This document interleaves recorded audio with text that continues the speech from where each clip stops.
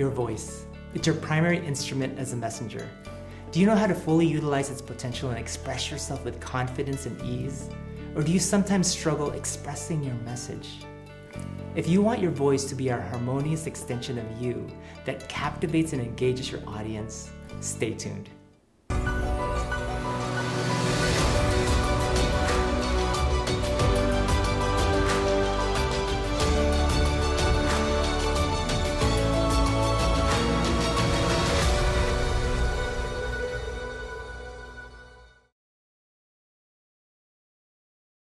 When your voice is aligned with your message, it becomes a powerful extension of your being that can touch the hearts and souls of your audience.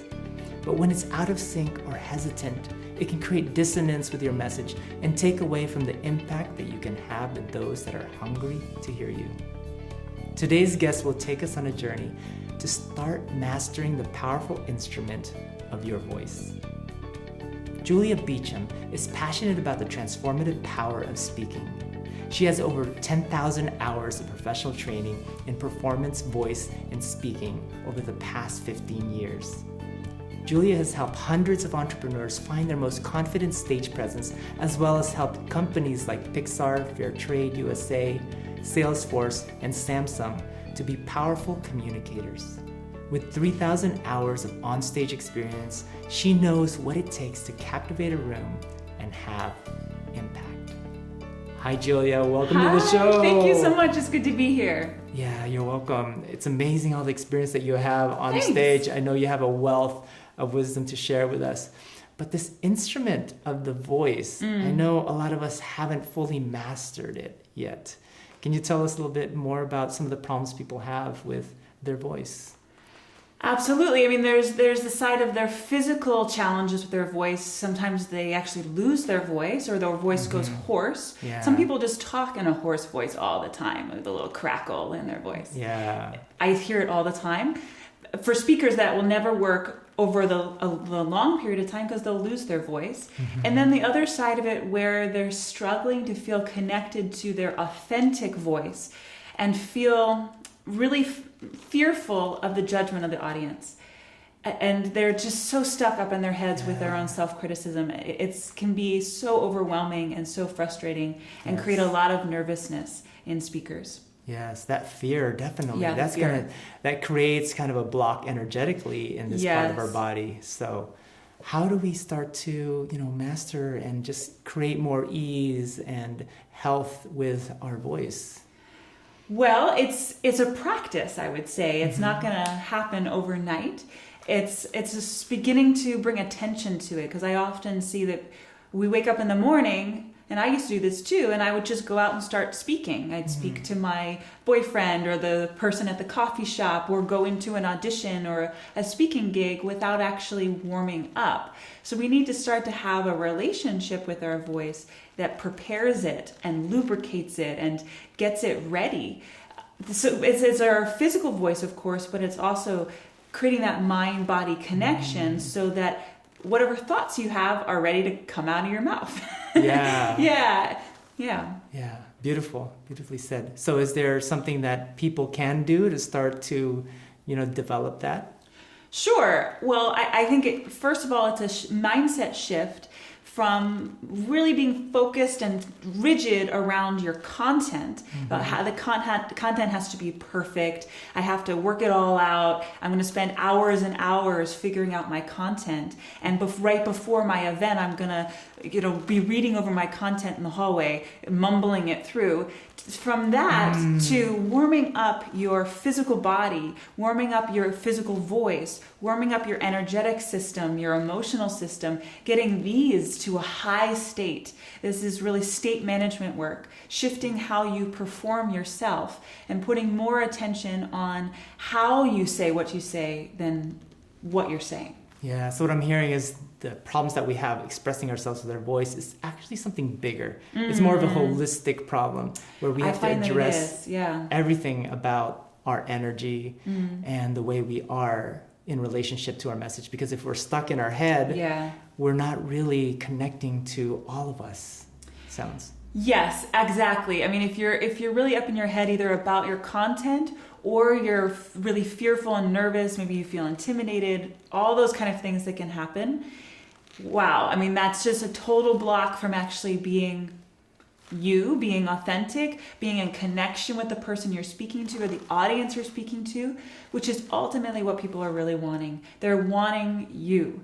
Yeah. They're so craving for you to just be fully expressed. Yeah. And often we feel like the audience is like coming at us and like we're really on the spot, but they're rooting for us, wanting us to do our best self and do our best job up there on stage. Yeah. That's true. Yeah. Yeah, I found that the case. Can you share with the audience what you mean by authenticity?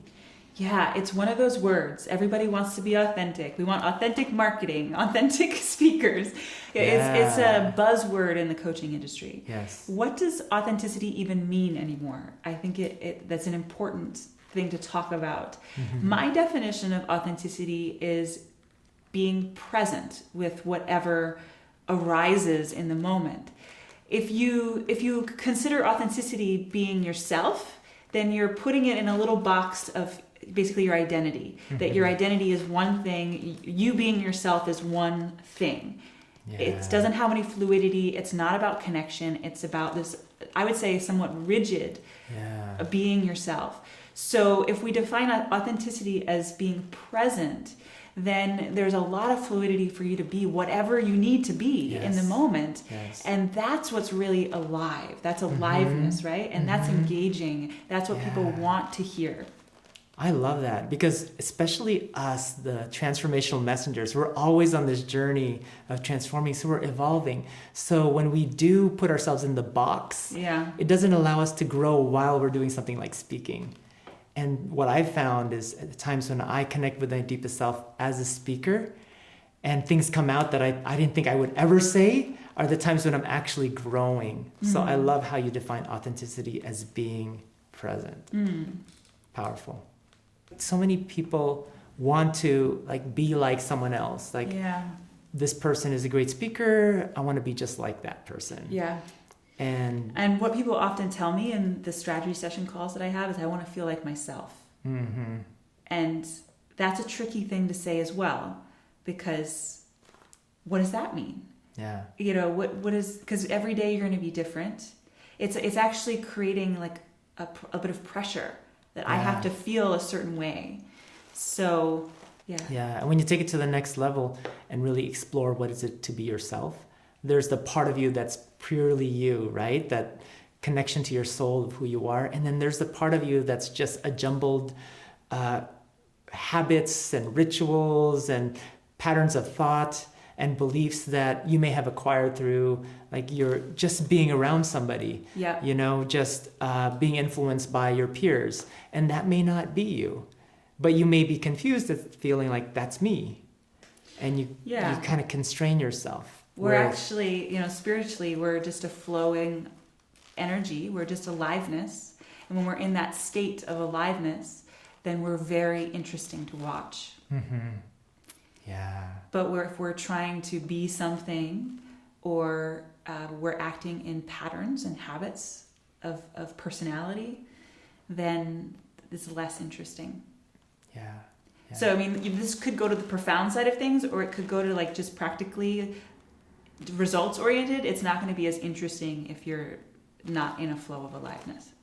Yeah, I love that flow of aliveness. Yeah, I think that sounds like a better definition for authenticity. Oh, you like that better? Okay. Yeah. Okay, good. Thank you. I'll take that. So is there something that we can do? Because I know energetically when I get stuck in my head. Yeah. When I get stuck, I got to get this right and that right. And I lose touch with the rest of my body. And it probably shows and is expressed through my voice that people can tell. What can we do to start to make that shift?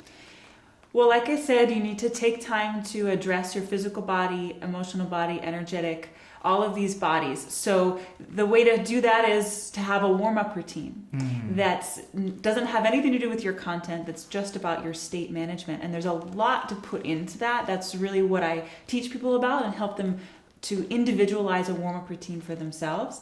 But that's going to include things like maybe some stretching, maybe some aerobic exercise if you want to dance, or go for a run, or do some jumping jacks. Anything that's going to get your energy up. A speaker needs to be 5 to 10% higher energy than their audience. So how can you raise your energy? So anything physical like that that's going to help you raise your energy, but then also stretching kind of stuff that's going to help you release tension. Wherever there's tension, there's a block in your voice. My teacher, Kristen Linklater, always said if there's tension anywhere in your body, it affects your voice. In your toes, anywhere, right? Really? Wow. It affects your voice. And the quality of your voice will be shaped by how free your physical body is, or how blocked it is. Wow. Wow. Yeah, I found that amazing. Yeah. You're right, because if there's something blocking your body or pain that you're having, that it actually distracts you from being conscious with what it is that you're really expressing. Yeah, it's amazing. Like I was singing last week. I also like to sing, and I was massaging my neck while I was singing, and the voice just totally changed. Wow. It came out in a totally different resonance, a different quality of warmth in my voice, more ease, and that's actually a very normal thing. Singers, actors know this. That's why they spend hours preparing for their big events, their big performances. They'll warm up for 2 or 3 hours for a 2-hour performance. Yeah. That's just normal in the acting world. Wow. But as speakers, we don't think about that. We don't think about that, We just think we need to get the script right. We need to practice. We need to, get on stage. Right. So as entrepreneurs, our whole livelihood is based on those speaking events, right? Your rent, your money for food is in those speaking events. I think it's really time to start shifting to how can you show up as your best self for those events, as opposed to getting every detail of the content. Yes. Yeah, I noticed that when you came in. I think you're one of the few guests that's like completely prepared. Yeah. And you're energetically already here because you've done your rituals. Yes. You've grounded yourself. Whereas today, I was a little tired. My son was sick. He had a mysterious illness, slept at 1:30. And so it was a little bit harder for me to get in the state. And so, yes, the physical body is really important to take care of and prepare for talks. But sometimes we have those situations, right? It's a great point. So last fall, I had a big speaking gig, and I got food poisoning the night before. Yeah. And I was up until 5 a.m., and I was so sick the next day. I was just pale, and I put on a bunch of makeup and put on the fancy dress, curled my hair, did my warm-up routine, and showed up for that speaking gig with as much energy as I could muster, as much positivity, did my thing for the hour that I had, and then I went home and I crashed. And as a professional speaker, if you're an entrepreneur and you're speaking, you have to think of yourself as a professional speaker. Yes. We have to just show up. Yes. Yeah. Yes, I find that. So in those instances where you don't have the time to really prepare, is there something that someone can do to just at least energetically bring more to their voice? Yeah. Well, I think that breathing work is huge. It makes a huge difference. So simply shifting how you breathe, and we know this from, I'm sure, all the conscious kind of practices that you already do, but shifting how you breathe shifts your physiology and how you feel and how you think and all of these things. So how I suggest breathing for speakers is that they practice their breathing standing up, because usually we're standing when we speak, right? Interesting. So we practice breathing standing up, and we practice breathing deep down into the belly, not into the rib cage, not into the shoulders, which is sort of computer style breathing, right? Yes. Or stress breathing, right? Or stress when you're stressed breathing. out, you're just not even breathing. Yes, exactly. and public speaking can be the most stressful thing in our lives. It's considered the number one fear in America, right? We'd rather be in the casket than giving the eulogy. So we have to start to address the stress that comes up and bring ourselves back into the present moment and ground it. And breathing is an amazing tool for that. So breathing standing up, breathing deep down into your belly, and feeling your feet. It's sort of, I know you do Qigong and Tai Chi. It's a little bit like that, where you stand, right? You stand with your feet underneath of you. You feel the steadiness of your body like a tree, and breathe deep down. And that starts to shift everything. Yeah. I feel it as kind of like a full body breathing. Yes. Whereas totally. the other kind of breathing is like a half body breathing, right? It's Yeah. like your whole body's not fully engaged in the process. Yeah, which is a great point, because speaking and anything that happens with your voice is a whole-bodied act, is an embodied act. Of course, your voice is in here somewhere, and then it goes out from you, but it comes from inside of you, and it's not just right here at your vocal cords. It's not just your mouth. It is, like I said, the tension in your toes that is in it affects your voice as well. Yeah. So when we talk about the voice, we have to also address the whole body. Yeah, I've had this shoulder injury for some time now, and I noticed that at the times when it was the most painful, it was really the hardest times for me to fully express myself. Yeah. I'm working with a healer, and I found it's a spiritual journey, and the more I go through this at a deep level and gain my flexibility back, and my strength back, I notice my voice is coming back. Oh, too. fantastic. So I never made that correlation until this conversation. Yes. But I find a lot of truth in it. So if you out there have some sort of body ailment or body condition, address it, bring consciousness to it so that you can start to transform it, and it'll actually help transform your voice and your connection to spirit, connection to your creativity. Because that's what I've been noticing now. Good. Is that all of a sudden I have like all these amazing ideas. And it's just streaming. Like, wow, what changed? I know I'm going through this spiritual journey, but I noticed that my body's healing too. So I'm coming more at ease, more confidence in myself. Fantastic. Yeah. Yeah, and then there's the other side of the physical voice, can get really raspy, and then we end up losing our voice. There's certain people I know that just have a habit of losing their voice after they've spoken too much, which is a really big just logistical problem. Like if you have a big event coming up, you need to be at your best with your physical voice. And the biggest thing I noticed there is that people aren't feeling nourished enough in terms of their breathing, in terms of their vital energy, and their voice reflects that, and they end up losing it or getting raspy. So again, it's a physical issue of really feeling filled up, and the breath is a great way to address that. Really? Because I do have that problem sometimes. If I talk too much, I lose my voice, or if I sneeze really loud, then I lose my voice. And I wondered about that, because there are times in my life when I felt really strong in my voice. And I know those are the times when I felt the most grounded. And there are times when I feel like, whoa, my throat is very sensitive. Yes. Yeah, I notice my voice is different every day, and it's based on so many different factors, from how well did I sleep, to, did my boyfriend break up with me yesterday, or did I make a lot of money yesterday, or whatever's going on, it's reflected in my voice. And my voice teacher used to be able to divine these things from hearing me sing. She would know when I was on my period, or she would know when things had happened just from hearing my voice. And it's really amazing. So yes, in terms of nourishment, we need to start to take better care of our state management in terms of self-care. And there's self-care just in general, but then there's also self-care for speakers. That's about caring for your physical voice. Things like not drinking a bunch of caffeinated or alcoholic drinks before you have a big speaking gig. It's dehydrating, right? I mean, that's just basic stuff. Or if you are losing your voice, it's a good idea to steam yourself with some essential oils. Do you know what I mean by steam yourself? No, I don't. Okay, so you get a big bowl of hot water, boiling water, put a towel over your head, lean over that bowl of water, and I like to put a few drops of lavender oil. It's very soothing. Oh, really? And then breathe it in through your nose and through your mouth, and it soothes your whole throat, your vocal cords, lubricates them. Wow. So that'll be like a quick fix if you have a speaking gig. If you had a rough night and you got a speaking gig and you're like, oh, it's a little hoarse. Yeah. Awesome. Thank you for that. Sure. Yeah. Is there other things that you can do to just start to create more healing in that area? Because I know that times when we overdo it and we're really hoarse, besides lavender, is there anything else we can do? Well, in general, the most gentle thing to do to prepare your voice, to warm it up, is humming. A gentle M, like that.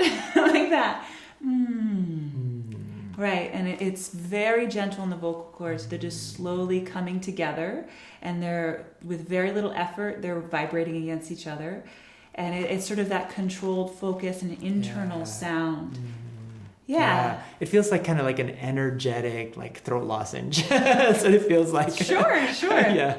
And there's more details to that, how it can really help you to train your vocal cords to not get hoarse.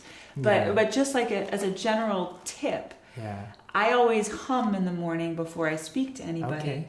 So I'll just be around my house making breakfast, humming. Awesome. Or in the How long do shower. you need to do that to get it fully warmed up? I would say a few minutes, Just 2 a few or 3 minutes. minutes. Okay. Just, you're taking a deep breath, and this is also connecting to your breath, right?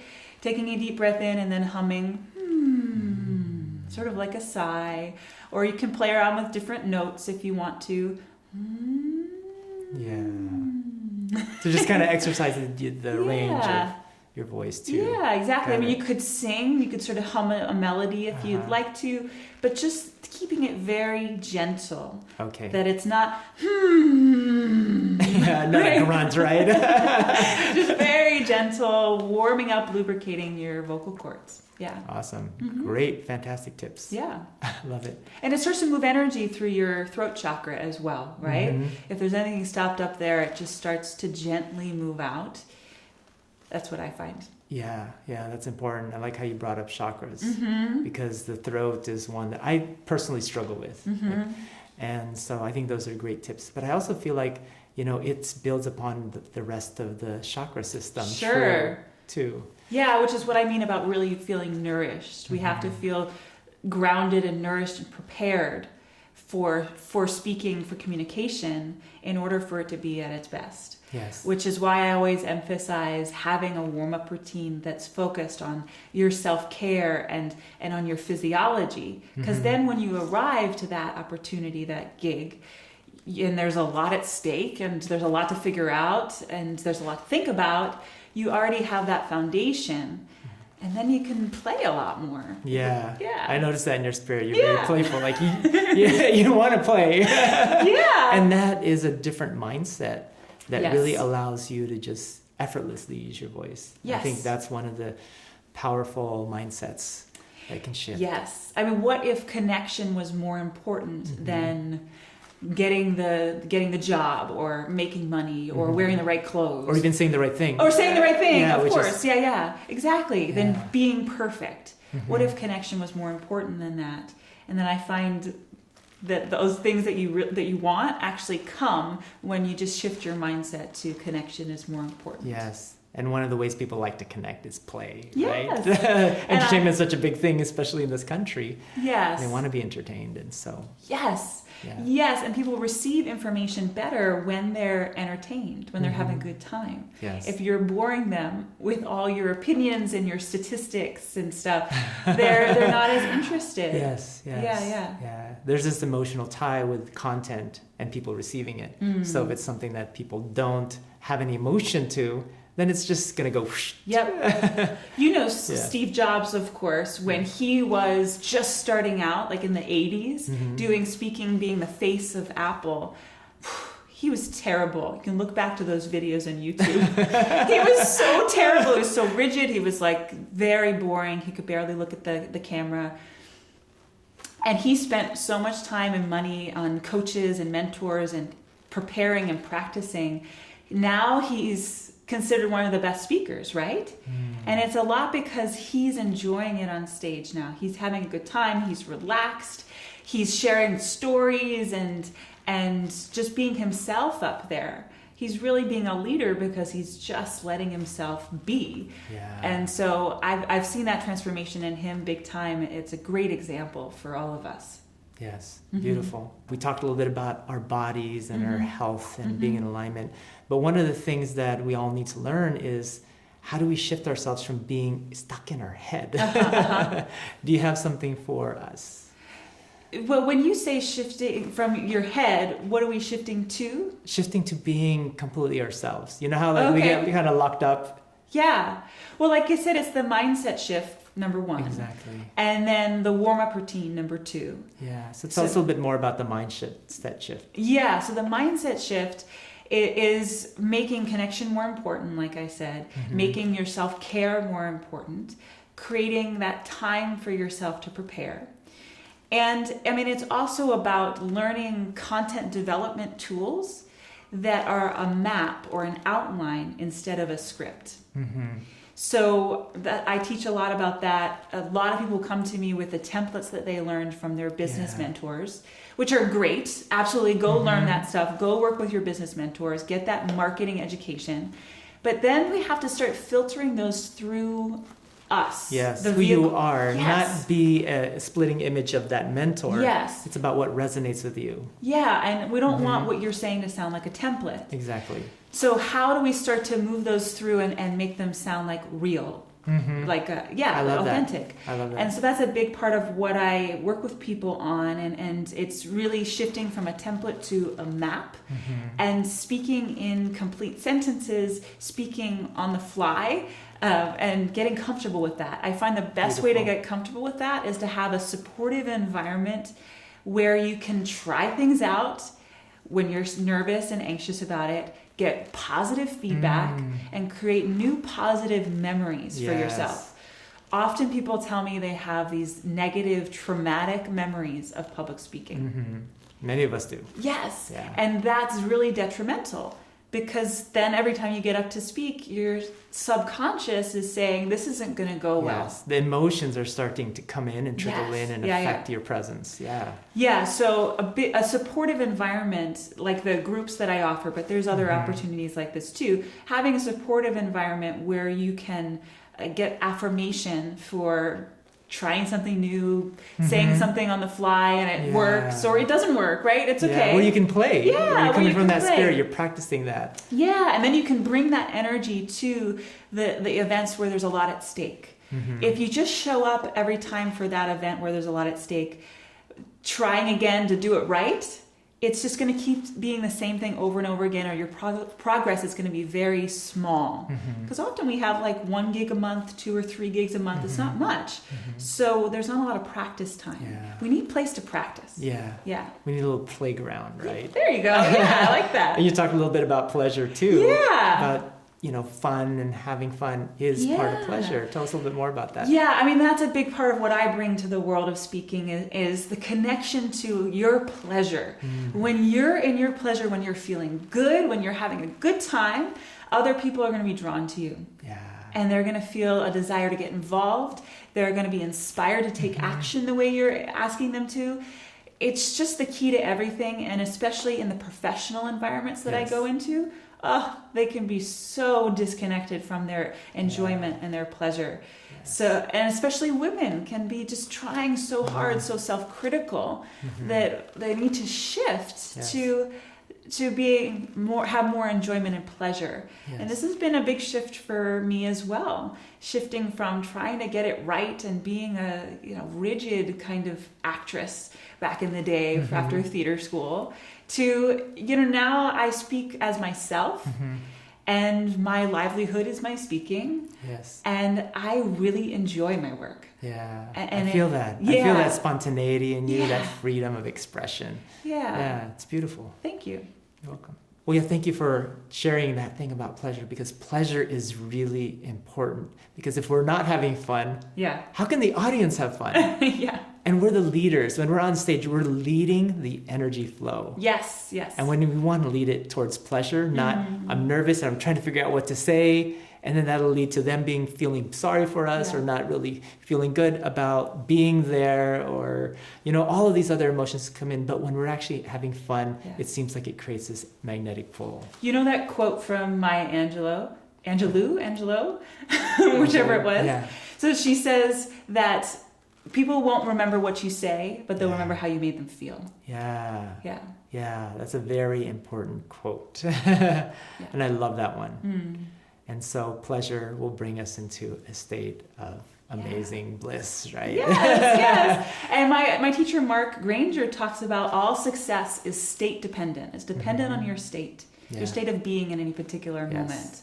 So I know when people shift their state and the way that they are performing themselves, they get different results and much more success. I want to make a distinction between pleasure and the emotions, because we can still have fun and share a story that may be sad. Yes, exactly. Great And point. we need to bring that emotion in, not always this one-dimensional, Ron's always happy, Right. because we need to connect with sometimes the pain that our audience feels. So I just want to make that distinguish. That Yeah, pleasure can that's great. exist no matter what emotion you're sharing on stage. Yes, Yeah. exactly. Yeah, that's emotional presence, letting yourself go on that roller coaster ride in front of your audience. And then they go on that journey with you and they're on the edge of their seats the whole time. Yeah. Yeah. And having fun is a part of being in that ride. Yes. Yes.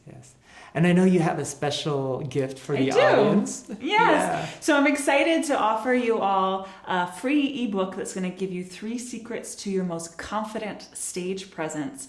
And these are really powerful secrets that I'm offering you that I've found over the years are the keys to shifting your stage presence so that other people are magnetized to you. So enjoy that ebook. Mm-hmm.